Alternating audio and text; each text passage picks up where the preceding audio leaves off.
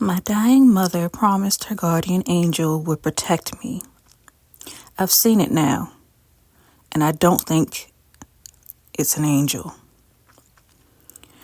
Reddit No Sleep is where I saw this, and I figured since I'm up and dealing with my insomnia, I'd share this with you guys. If this is your first time hearing me, I'm Lady Kitty Cat Meow, and I have a thing for the creepy and the different. So here we go. My mother died 2 months ago. It wasn't a tragedy in the sudden, shocking sense. It was a long, slow, quiet, fading cancer. We had years to prepare, but you're never really prepared. The last week was spent in a sterile, beige-colored hospice room that smelled of bleach and quiet finality.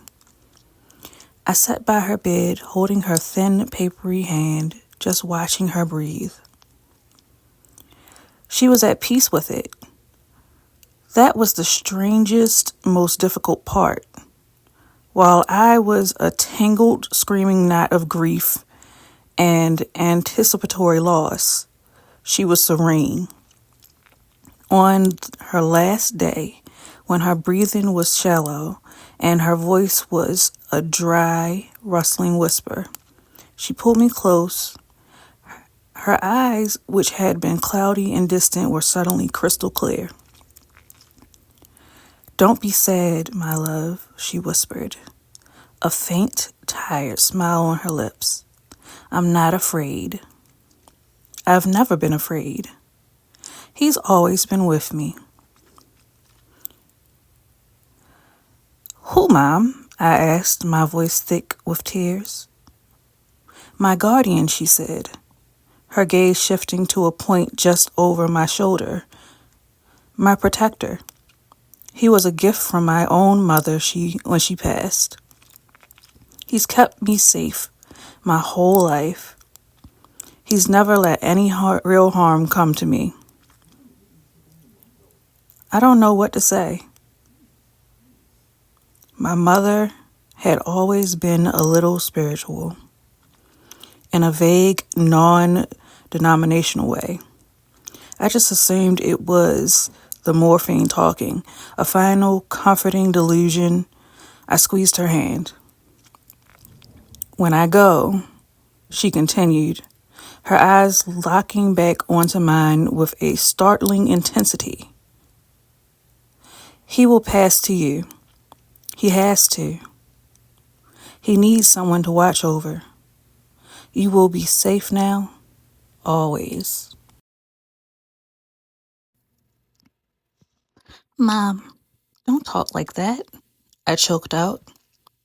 "You won't believe me at first," she said, ignoring me, her voice gaining a strange final strength. "But you'll know.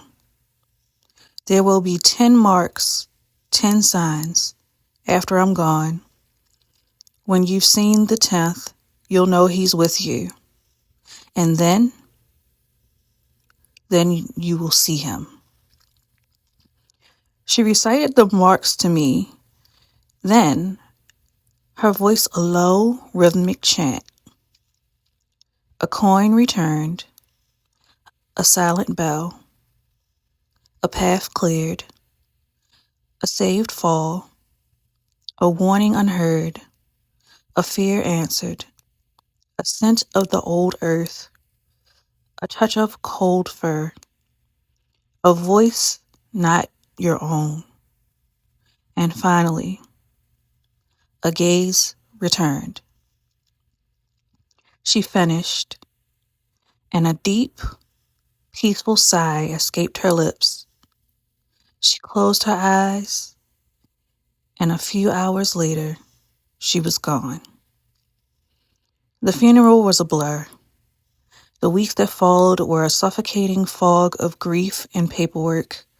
I was just going through the motions, a ghost in my own life. I had completely forgotten her strange final words. They were just the ramblings of a dying woman, a final, beautiful, meaningless piece of poetry. Then the first mark appeared. I was at the grocery store, fumbling for my keys in the parking lot, and a quarter slipped through my fingers, clattering onto the dark, wet asphalt. It was late, raining. I looked for a minute, but it was gone, probably rolled under the car. I sighed, wrote it off, and drove home. When I got to my apartment and emptied my pockets onto the dresser, there it was, sitting right in the center of a pile of my keys and wallet, a single dry, gleaming quarter. I stared at it. It was impossible. My pockets had been planted. A coin returned. A week later, the second mark. I was walking home from work, taking my usual route past an old, decommissioned church. As I passed its silent stone bell tower, I heard it. A single, clear, resonant bong of a great bell, echoing through the quiet afternoon air. I was motionless. No birds flew out. No one else on the street seemed to have noticed. An auditory hallucination, I told myself. Stress and grief do strange things to your mind. A silent bell. Then the third mark came. A few days after that. My work building is old, and the maintenance staff is constantly doing repairs. I was headed to the break room, but the hallway was blocked by a huge wheeled cart full of tools and equipment, left there by a worker who was nowhere in sight. I sighed, annoyed, and turned to go the long way around. I got to the end of the hall, turned the corner, then realized I'd forgotten my wallet at my desk. I turned back. The hallway was empty. The massive cart was gone. The whole process had taken less than 30 seconds. There was no way anyone could have moved it that fast. It just vanished. A clear path. A path cleared. I wasn't just uneasy anymore. I was starting to get scared. These could not just be coincidences. They were too specific, too perfectly aligned with my mother's strange prophecy. I started to feel like I was a character in a story that someone else was writing. And I started to feel like I was being watched. It was a constant, low-grade, prickling sensation on the back of my neck. I'd be in my apartment, and I'd feel a sudden, intense pressure, as if someone had just walked into the room. I spin around, my heart pounding, but there was never anyone there. I started seeing things too. Flickers of movement at the very edge of my vision, a shadow in a doorway that was a little too tall, a little too dark. When I turned to look, it would be gone. Mark number 4 happened a week later. I was clumsy with grief, not paying attention. I was walking down the stairs to my apartment's lobby. I missed a step, and I pitched forward. I remember the sickening, weightless lurch, the flash of the hard tile floor rushing up to meet me. I braced for the impact, for the crack of bone, but it never came. I just stopped, a foot from the ground, suspended in midair for a split second, as if an invisible, powerful hand had caught me by the chest. Then I was set down, gently on my feet.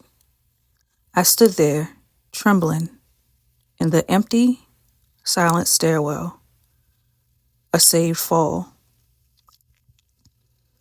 The fifth and sixth marks came in quick succession, like a 1-2 punch from this invisible force that was now ordering my life. I was about to get on an elevator at a shopping mall when I felt a sudden, inexplicable wave of pure dread, a silent, internal scream telling me, "Do not get in." I hesitated and let the doors close without me. A moment later, the lights on the floor indicator went dark, and a loud, grinding screech echoed down the elevator shaft, followed by the distant sound of the alarm bell ringing, a warning unheard. That same evening, I was walking home through the... A large, barking dog off its leash came bounding towards me. His teeth bared. I froze, a jolt of pure, primal fear shooting through me. The dog was a foot away, ready to leap, when it suddenly stopped.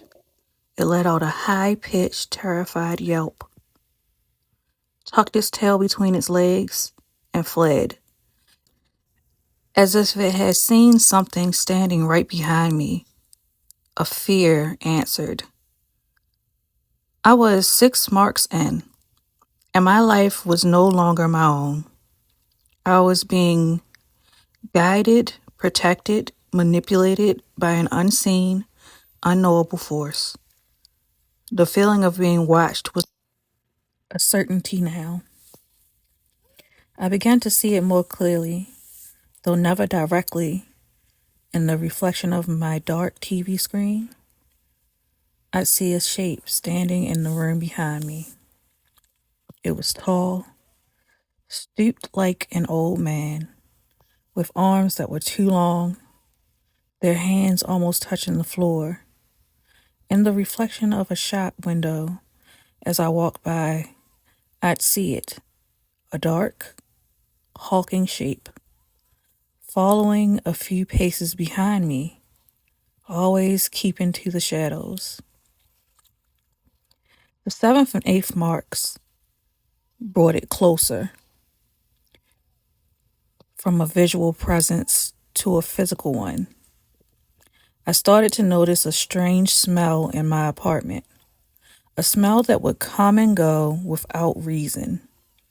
It was a heavy, musky animal scent, the smell of damp, rich earth, and something else, something like wet fur, a scent of the old earth. One night, I was lying in bed, the lights on, my nerves a raw, jangled mess. I was drifting in that gray space before sleep when I felt something brush against my outreached hand. It was a coarse, bristly feeling, like a touching, a thick, wiry animal pelt. I snatched my hand back with a choked cry, my heart exploding in my chest. I was alone in the room. There was nothing there. A touch of cold fur. I was 9 marks in. The terror was a constant companion now. I knew the 10th mark was coming, and I knew that with it would come the final terrible reveal. I didn't know what I was more afraid of, the waiting or the seeing. The 9th mark came last night. I had finally managed to fall into a fitful, exhausted sleep. I was woken up, but by a voice, a low, guttural, wet sound whispered directly into my ear. It wasn't a language I knew, but I felt the meaning of the sound in my bones. It was a word that meant mine, a voice not your own. I spent the rest of the night huddled in a corner of my living room, clutching a baseball bat, watching shadows, waiting for the dawn. Tonight I knew it would end. The final mark. I sat on my couch, the TV off, all the lights in my apartment blazing. The feeling of the presence in my room was overwhelming. It was a physical pressure, a thickness in the air. The musky animal scent was overpowering. I could feel it just there in the dark hallway that led to my bedroom, waiting. I don't know what came over me. Maybe it was a year of grief. Maybe it was weeks of mounting terror. But I was done being scared. I was done being the victim in this ghost story. I needed to see it. I needed to face it.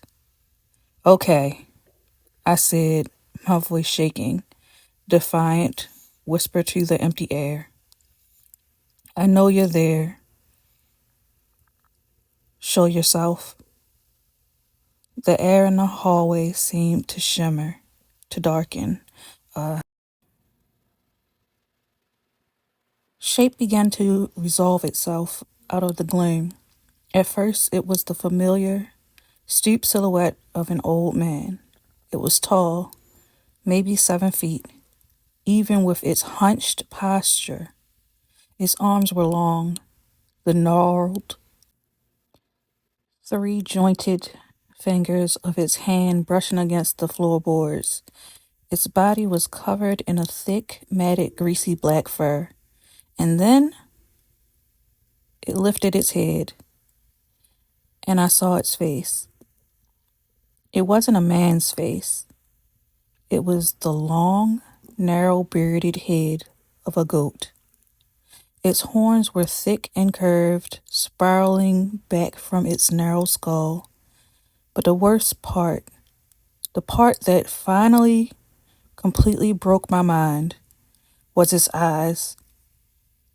They weren't the dumb, placid eyes of a farm animal. They were a pair of intelligent, ancient, and utterly malevolent yellow eyes. The pupils horizontal slits like a serpent's, and they were looking directly at me. A gaze returned. The 10th mark, the final sign. My mother's guardian angel. I didn't scream. The sound was trapped in my throat. A solid, immovable ball of pure terror. We just stared at each other for an eternity. Across the 20 feet of my brightly lit living room, and in its ancient yellow eyes, I saw it. The same serene, peaceful, knowing look my mother had on her face when she died. It is my protector, my guardian. It has been with me, a silent, unseen shadow for the past 2 months. It cleared the path for me. It saved me from the fall. It frightened away the dog. And now that I've seen it, it no longer feels the need to hide. I'm writing this now from my desk. The sun has come up, but has brought no comfort because it's still here. It's standing in the corner of my room, by the door. Its stooped, hairy form, a black hole in the morning light. It hasn't moved. It just watches. My mother's final words echo in my head. I've never been afraid. He's always been with me. What do I do? How do you escape a guardian angel? How do you run from a protector that will never, ever let any harm come to you, but whose very presence is a fate worse than death? And that was Ridded No Sleep. That story was just like something rather interesting. I don't know. I think it probably would be kind of cool to have a guardian angel to make sure nothing bad happens to me. But at the end, it seemed like a little bit of a crash out because it clearly helped this person. And just because of how it looked, etc., the person was freaking out. But it kind of protected and did what the mom said it was going to do. I don't know. I'm kind of like thrown off by the end of that one, but y'all let me know in the comments what y'all think. And by the way, feel free to like, share, you know, sub, that kind of wholesome goodness. I don't think I can make this any more awkward. I'll see you guys next time. Bye.